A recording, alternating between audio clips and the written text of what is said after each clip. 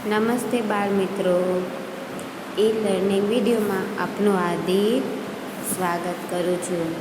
બાળકો, આપણે પાઠ 1, 2, 3 અને 4નો અભ્યાસ કરી ચૂક્યા છીએ. તો આજે આપણે પાઠ 5 વિશે અભ્યાસ કરવાનો છે. પાઠ 5, ઓપરેટિંગ સિસ્ટમ. ઓપરેટિંગ સિસ્ટમ એટલે શું? તો કે કોમ્પ્યુટરના બધા જ ભાગને કંટ્રોલ કરે છે, તેને ઓપરેટિંગ સિસ્ટમ કહેવામાં આવે છે. તો આજે આપણે પાઠ 5 વિશે અભ્યાસ કરવાનો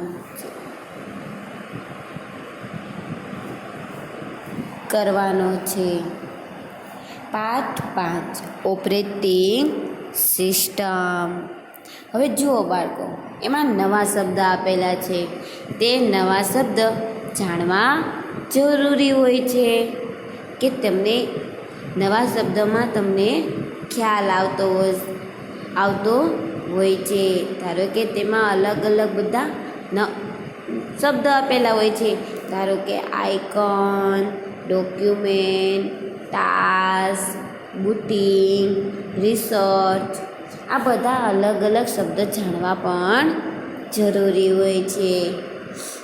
હવે જુઓ બાળકો, એમની અંદર ઓપરેટિંગ સિસ્ટમ, મેં તમને હમણાં જ કીધું ને કે ઓપરેટિંગ સિસ્ટમનું કામ શું છે?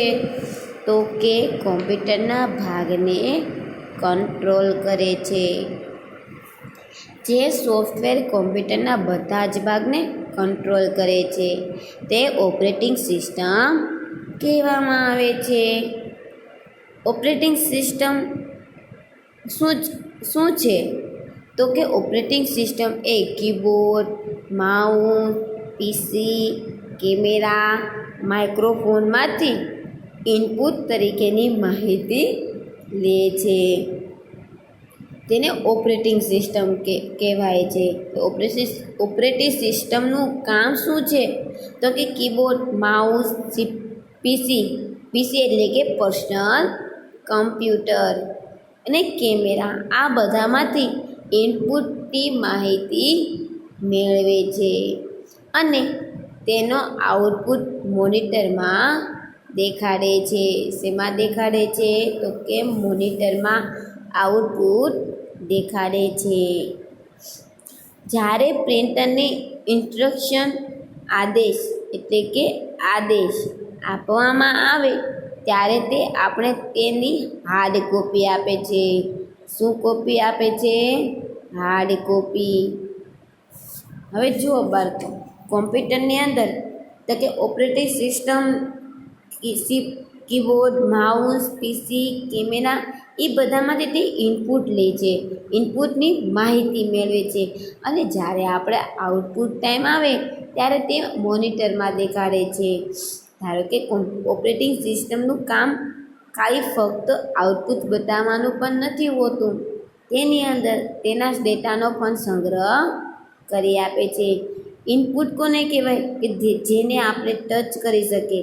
કારણ કે કીબોર્ડ, માઉસ સ્પષ્ટી શકીએ. કીબોર્ડ, માઉસ, સીપીયુ, કેમેરા, પછી માઇક્રોફોન, આ બધાને આપણે અડી શકીએ છીએ. અને આઉટપુટ કોને કહેવાય? ઓપરેટિંગ કોને કહેવાય? ધારો કે કોમ્પ્યુટરની અંદર બધા સોફ્ટવેર આપેલા હોય છે ને. તો ધારો કે તમે ચિત્ર દોરો છો તો તમે દોરો છો, પણ તમે એને અડી શકો છો? નથી અડી શકતા ને. એને આઉટપુટ કહેવાય છે. હવે જુઓ બાળકો,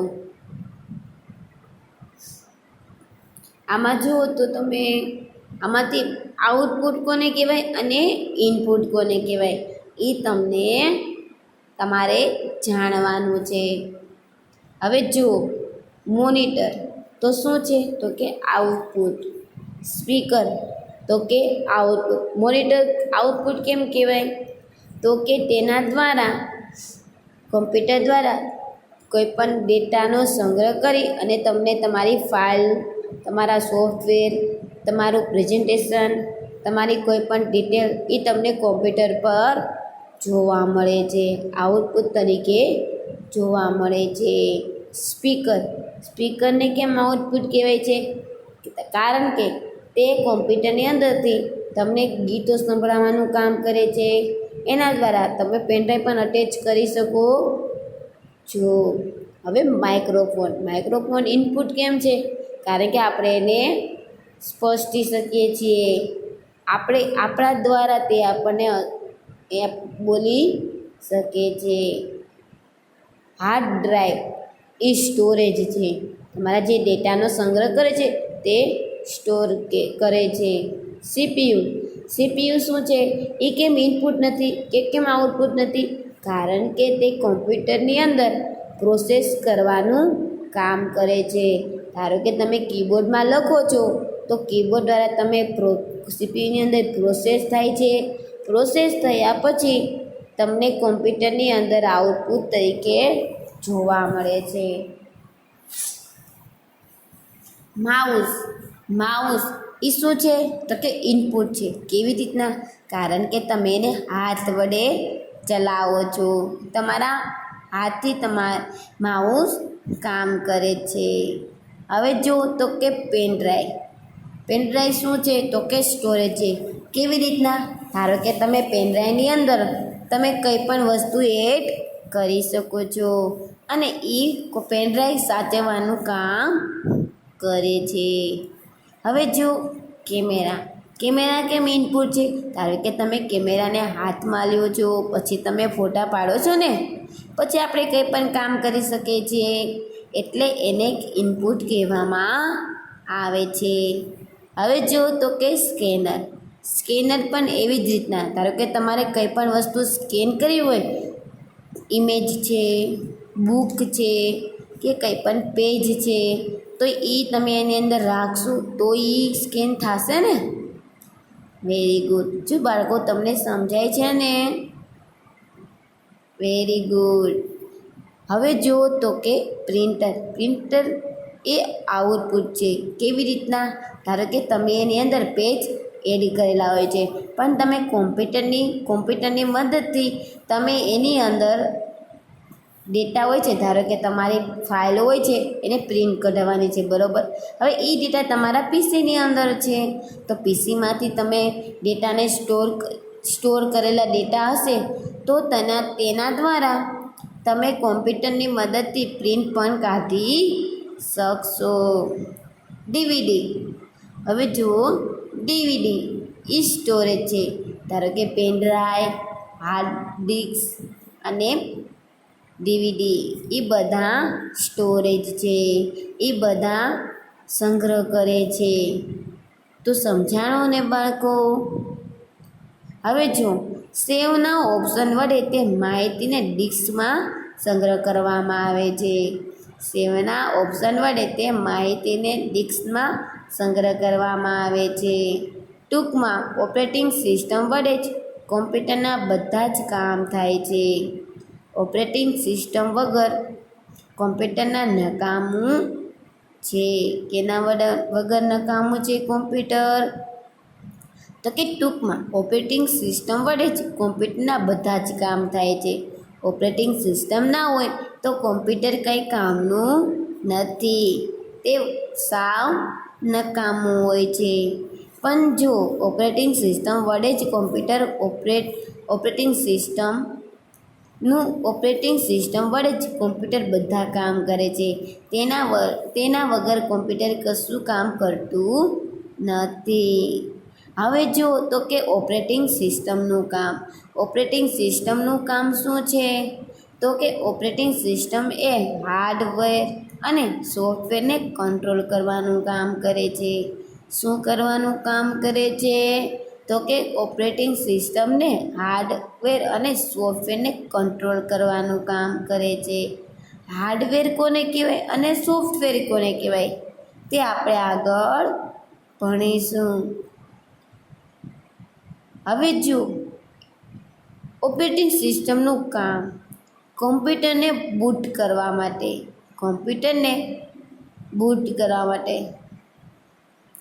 ઓપરેટિંગ સિસ્ટમનું પહેલું કાર્ય છે કોમ્પ્યુટરને સ્ટાર્ટ કરું. શું કરું? કોમ્પ્યુટરને સ્ટાર્ટ કરું. કોમ્પ્યુટરની સ્ટાર્ટ થવાની પ્રોસેસને બૂટિંગ કહેવામાં આવે છે. કોમ્પ્યુટરની સ્ટાર્ટ થવાની ક્રિયાને બૂટિંગ કહેવામાં આવે છે. જ્યારે કોમ્પ્યુટરનું બૂટિંગ થાય છે ત્યારે હાર્ડ ડિસ્કમાં સ્ટોરેજમાં રહેલા સંદેશાની શ્રેણીને રેમમાં કોપી થાય છે. જો બાળકો તમે ખાસ સમજો, જ્યારે કોમ્પ્યુટરનું બૂટિંગ થાય છે ત્યારે હાર્ડ ડિસ્કમાં સ્ટોરેજમાં રહેલી સંદેશા શ્રેણી રેમમાં કોપી થાય છે.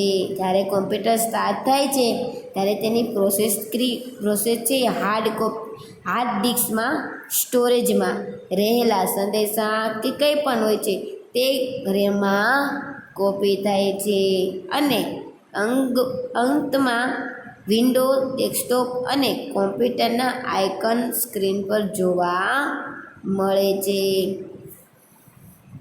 ડેસ્કટોપ અને કોમ્પ્યુટરના આઇકન સ્ક્રીન પર જોવા મળે છે. જો બાળકો તમે ખાસ સમજો તો જ તમને ક્વેશ્ચન આન્સર આવડી શકશે અને તમને સમજવામાં પણ, તમને લખવામાં અને સમજવામાં પણ સરળ પડશે. નાના અને મોટા કોમ્પ્યુટરમાં બૂટ પ્રોસેસ સમાન હોય છે. શું હોય છે? તો કે નાના કોમ્પ્યુટર અને મોટા કોમ્પ્યુટરમાં પ્રોસેસિંગ ક્રિયા સરખી જ હોય છે. User interface. શું? User interface.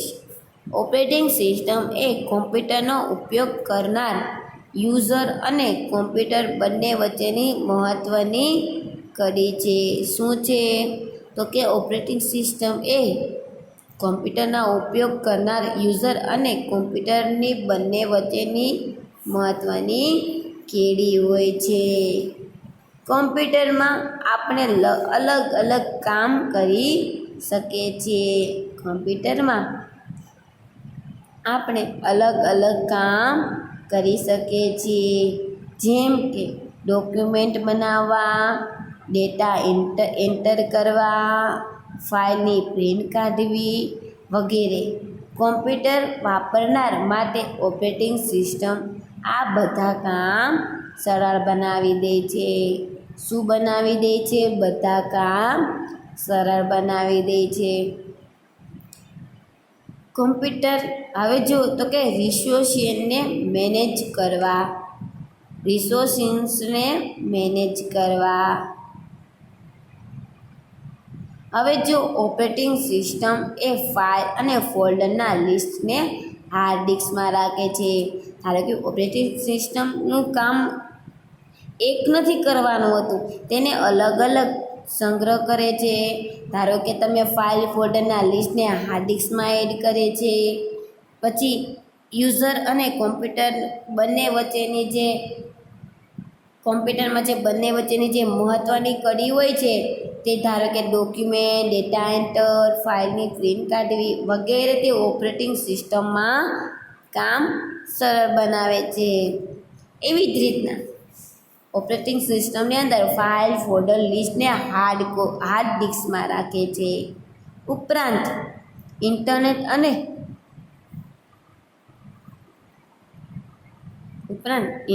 અને એક્સટર્નલ મેમરી જુદા જુદા. ધારો કે ઇનપુટ આઉટપુટ ડિવાઇસની ફાઇલને મેનેજ કરવાનું કામ ઓપરેટિંગ સિસ્ટમ કરે છે. કેવી રીતના? ધારો કે ઇન્ટરનેટ અને એક્સટર્નલ મેમરી તે જુદા જુદા ઇનપુટ આઉટપુટ ડિવાઇસ તરીકેની, ધારો કે ઇન્ટરનેટ અને એક્સટર્નલ એ બંને મેમરી એ ઇનપુટ અને આઉટપુટ ડિવાઇસ તરીકેની ફાઇલને મેનેજ કરે છે. તે બંનેને સાચવે છે અને કામ ઓપરેટિંગ સિસ્ટમમાં કરે છે. ટાસ્કને શેડ્યુલ કરવા માટે ટાસ્કને શેડ્યુલ કરવા માટે.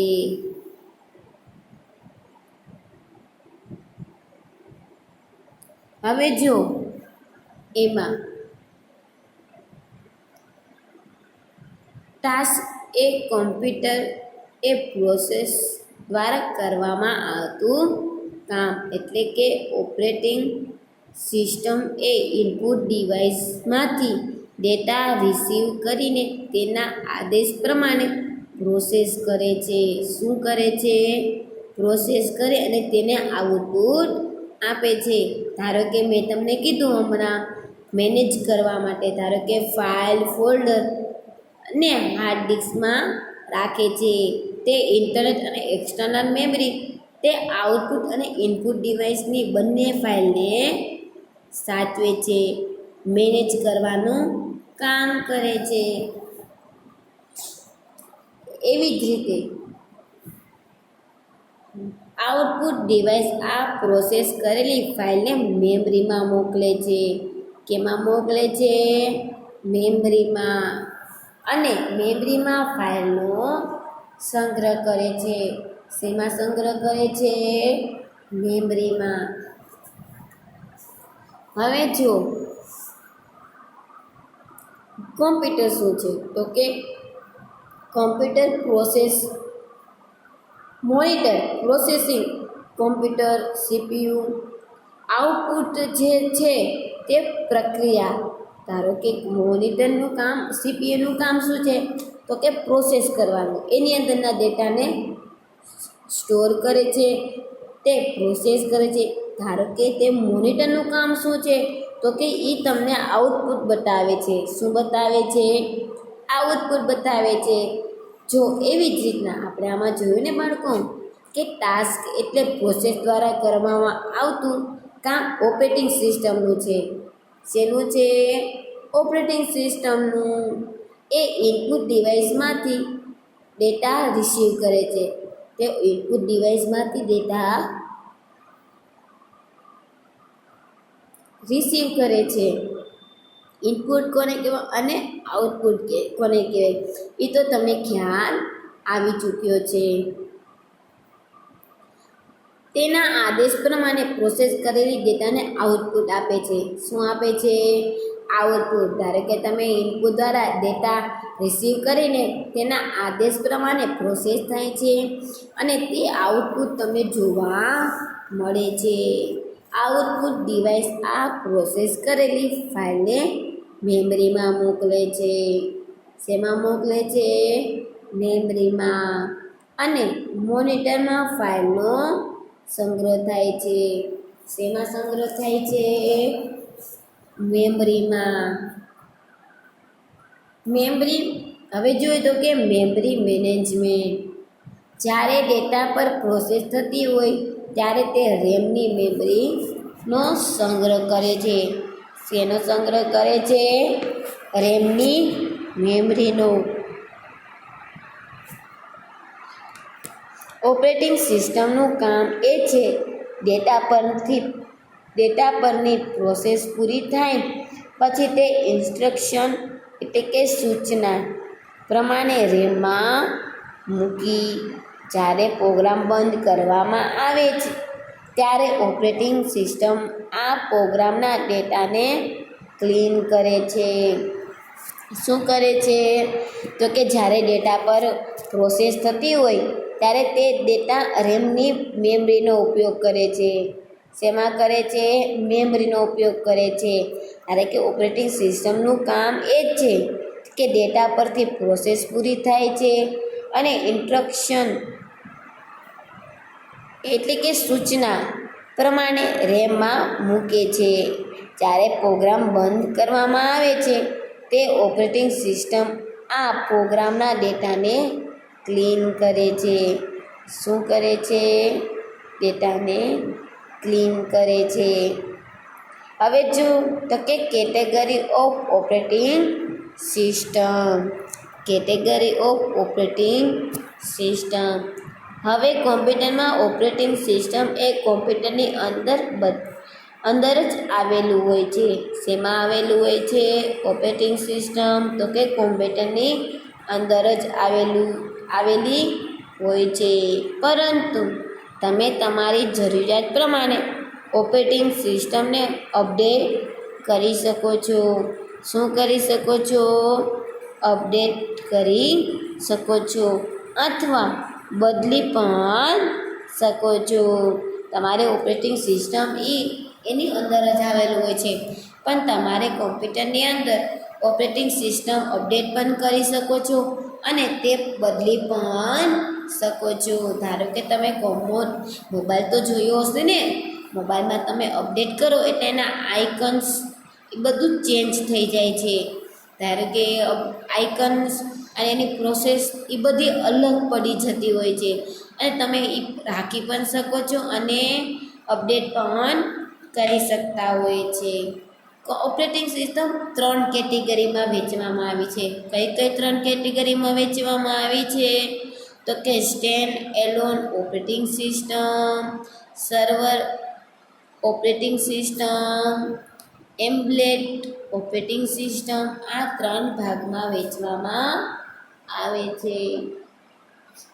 એની અંદર પહેલું જો standalone operating system. Standalone operating system એ ડેસ્કટોપ કોમ્પ્યુટરમાં, નોટબુક, કોમ્પ્યુટર અને મોબાઈલ કમ્પ્યુટિંગ ડિવાઇસમાં ઉપયોગી છે. શેમાં ઉપયોગી છે?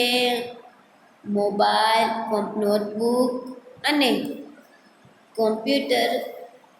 નોટબુક કોમ્પ્યુટર, મોબાઈલ કોમ્પ્યુટર એટલે કે કમ્પ્યુટરની ડિવાઇસમાં ઉપયોગી છે. જો બાળકો એમાં આપેલું છે, તમને દેખાય છે. આ બધી શું છે? તો કે સિસ્ટમ છે. તમે વિન્ડો 7, વિન્ડો 10, વિન્ડો 8 એ તમે અલગ અલગ અપડેટ કરી શકો છો. તો તમે એ અપડેટ કરો એટલે તમારા આઇકન પણ ચેન્જ થતા હોય છે.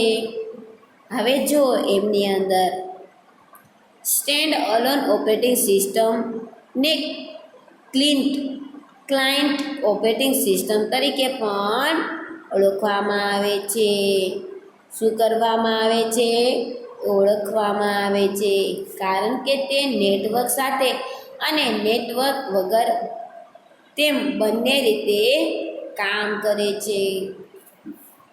Microsoft window, MAC, Mac OS અને લિનક્સ એ સ્ટેન્ડ અલોન ઓપરેટિંગ સિસ્ટમના ઉદાહરણ છે.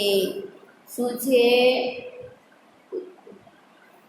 ઓપરેટિંગ સિસ્ટમના ઉદાહરણ છે. એની અંદર હવે જોઈએ તો કે માઇક્રોસોફ્ટ વિન્ડો ઓએસને માઇક્રોસોફ્ટ દ્વારા ડેવલપ થયેલી છે. વિન્ડોઝ 95, વિન્ડોઝ 98, વિન્ડોઝ 200,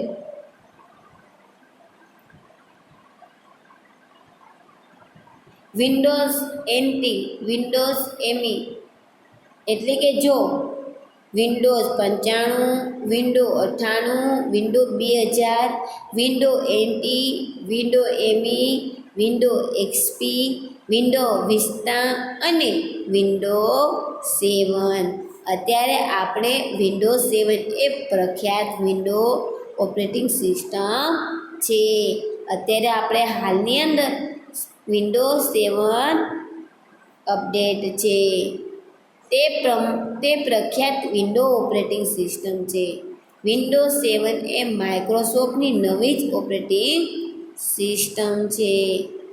તે એક graphic user interface operating system છે. એટલે કે GUI, graphic user interface, GUI operating system છે, જે શીખવા અને વાપરવામાં ખૂબ જ સરળ હોય છે. શું હોય છે? ખૂબ જ સરળ હોય છે. ધારો કે તમે કોમ્પ્યુટર ઉપર તો બેઠી ગયા છો, એમાં તમે પેન, પછી ફાઇલ બનાવેલી, એક્સેલ બનાવેલી એ તમે બનાવી હતી ને, તો તમને એમાં વિન્ડોઝ 7ની અંદર કામ કરું તો પણ ગમતું હશે, ખરું ને બાળકો? Very good. તો ચાલો હવે આપણે Mac OS make operating system વિશે જાણીશું. તે એપલ આઈએનસી ડોટ દ્વારા બનાવવામાં આવેલી GUI ઓપરેટિંગ સિસ્ટમ છે. શું છે? એપલ આઈએનસી દ્વારા બનાવવામાં આવેલી ઓપરેટિંગ સિસ્ટમ છે. હવે જો તો કે લિનેક્સ, આ ઓપરેટિંગ સિસ્ટમ વર્લ્ડ વાઇડ અને વેબ પર મફતમાં મળે છે, એટલે કે WWW ઉપર મફતમાં મળે છે.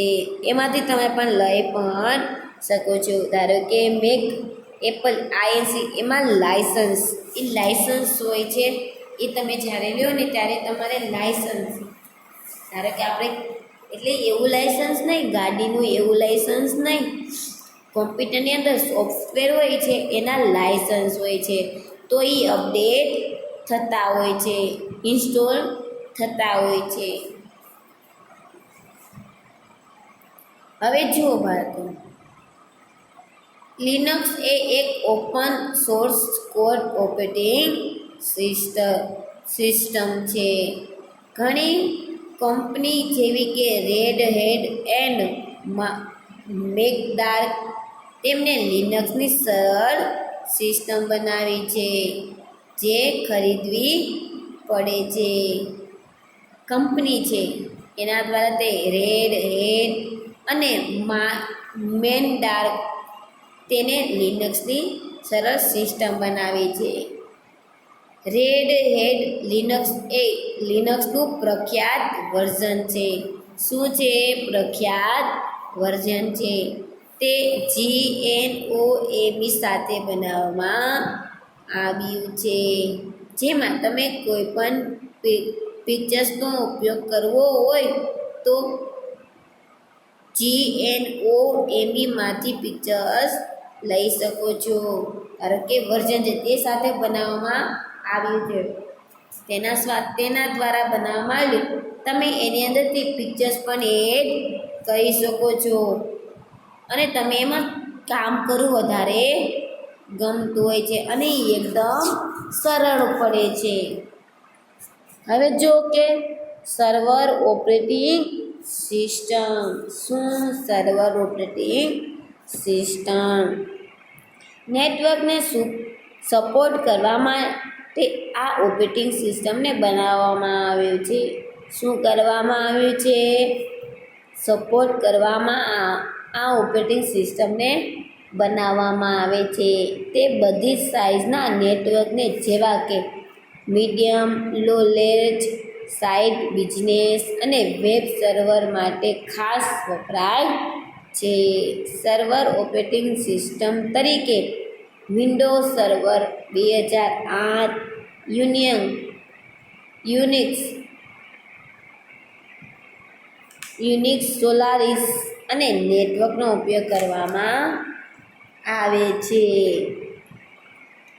હવે જો તો કે વિન્ડોઝ સર્વર 2008, વિન્ડોઝ 7 2008, જો એની અંદર વિન્ડોઝ 7 ને એટલે કે વિન્ડો 8ની અંદર તમે જુઓ એમાં સિસ્ટમ પણ અલગ તમને જોવા મળે છે. ધારો કે તમે વિન્ડોઝ 7 કરતાં વિન્ડો 8 આમ જોઈએ તો બંને સરખું જ કામ કરે છે, એની પ્રોસેસિંગ પણ સરખી જ હોય છે. હવે જો તે વિન્ડોઝ સર્વર 2008નું અપગ્રેડ વર્ઝન છે. વિન્ડો 2008ની વિન્ડો 8 એ મહત્ત્વની માહિતી એ છે કે ડેટા શેર કરવામાં સિક્યોરિટી એટલે કે અને સોફ્ટવેર અટેક વિરુદ્ધ રક્ષણ પૂરું પાડે છે. ડેટા શેર કરવામાં સિક્યોરિટી અને સોફ્ટવેર અટેક વિરુદ્ધ રક્ષણ પૂરું પાડે છે. ધારો કે તે ડેટાની અંદર શેર કરવામાં આવતા હોય, ધારો કે તમે કંઈ પણ રીતે શેર કરતા હોય, પેનડ્રાઈવ દ્વારા આમાં એડ કરતા હોય છે, પછી મોબાઈલ દ્વારા તેમાં કનેક્ટ કરીને પણ એડ કરી શકતા હોય છે, તો એની સામે તેનું રક્ષણ કરે છે. હવે જોઈએ તો કે યુનિક્સ એ એક એવું ઓપરેટિંગ સિસ્ટમનું સર્વર છે જેમાં ખૂબ જ મોટા કદના ડેટા અને ઘણા બધા કોમ્પ્યુટર યુઝર હોય છે. મલ્ટી યુઝર અને મલ્ટી પ્રોસેસિંગ કરવામાં વપરાય છે. ઇન્ટરનેટ પર સૌથી વધારે વપરાતી ઓપરેટિંગ સિસ્ટમ યુનિક્સનો સમાવેશ થાય છે. શેનો સમાવેશ થાય છે? યુનિક્સનો. હવે સોલારિસ એ યુનિક્સનું એક વર્ઝન છે. શેનું?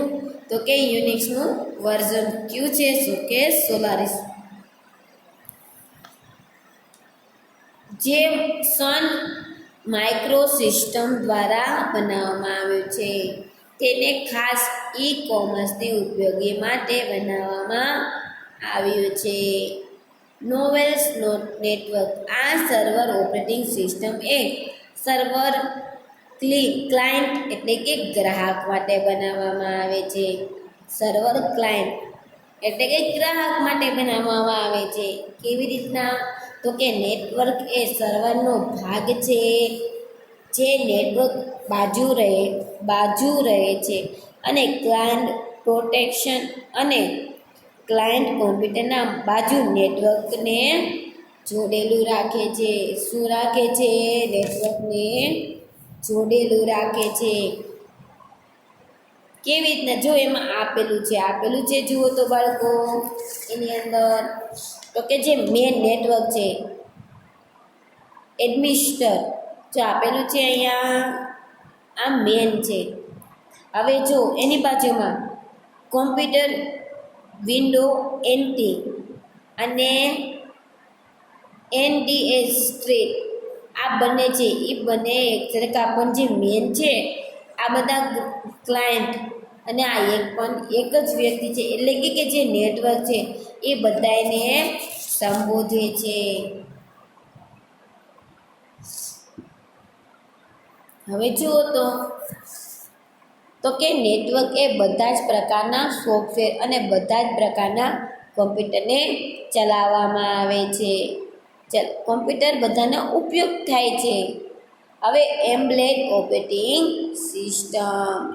ઓપરેટિંગ સિસ્ટમને ખાસ મોબાઈલ સર્વિસમાં વપરાતી ઓપરેટિંગ સિસ્ટમ છે. પ્રખ્યાત એમ્બેડેડ ઓપરેટિંગ સિસ્ટમના નામ નીચે પ્રમાણે છે. કયા? તો કે window embedded CE, window mobile, palm OS, iPhone OS, BlackBerry, Google Android, embedded Linux અને સિબિયન્સ OS. આ શું છે? તો કે એમ્બેડેડ ઓપરેટિંગ સિસ્ટમના નામ છે. જો બાળકો, તમને આ બધું જાણીને નવાઈ લાગતી હશે, પણ તમને ખ્યાલ છે કે કોમ્પ્યુટરની અંદર અથવા કોમ્પ્યુટર મોબાઈલ છે, કોમ્પ્યુટર છે, લેપટોપ છે કે કંઈ પણ છે ઇલેક્ટ્રિક વસ્તુ એટલે કે મોબાઈલ દ્વારા લગતી, એમાં આ બધાનો સમાવેશ થતો હોય છે. ધારો કે આપણે જો જાણતા જોઈએ તો આપણે ઘણું બધું જાણી શકીએ છીએ, પણ આપણને ખબર જ ના હોય તો આપણને કશું ખબર પડતી જ નથી. ધારો કે મોબાઈલ, લેપટોપ છે. હવે જો તમે બધા પહેલાંના જે મોબાઈલ છે એ તમે જોયા પણ હશે નહીં. બ્લેકબેરી, આઈફોન, આ બધું શું છે તો કે મોબાઈલ છે. હવે ધારો કે અત્યારે કેટલા આવી ગયા છે, સેમસંગ છે, રેડમી છે, પછી ઓપ્પો છે, લિનોવો છે, આ બધા શું છે તો કે મોબાઈલ છે. પણ મોબાઈલના અલગ અલગ વર્ઝન તો હોય છે ને, વેરી ગુડ.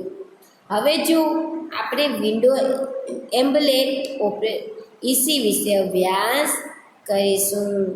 આ ડિવાઇસ કોમ્યુનિકેશન એટલે કે દૂરના સગાવાલા જોડે વાત કરવી તે એટલે કે એન્ટરટેનમેન્ટ માટે બનાવવામાં આવે છે.